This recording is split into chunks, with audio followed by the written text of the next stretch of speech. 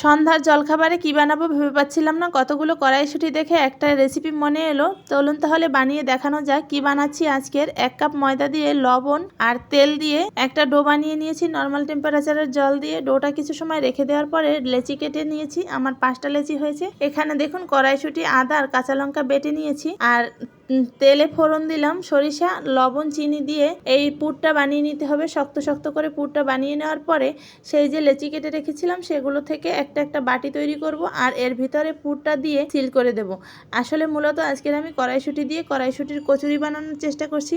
সবগুলো একইভাবে বানিয়ে নেওয়ার পরে একটু ময়দা দিয়ে সেই যে পুর ভরা লেচিগুলো সেগুলো একটু বেলে নিতে হবে, সাবধানে বেলে নিতে হবে। আর এটা গরম তেলে ভেজে নিতে হবে উল্টে পাল্টে। দেখুন আমার ভাজা হয়ে গিয়েছে। সন্ধ্যাবেলার এরকম জলখাবারটা কেমন লাগবে বলুন তো। ভিডিওটি দেখার জন্য সবাইকে অসংখ্য ধন্যবাদ। ভিডিও ভালো লাগলে পাশে থাকবে।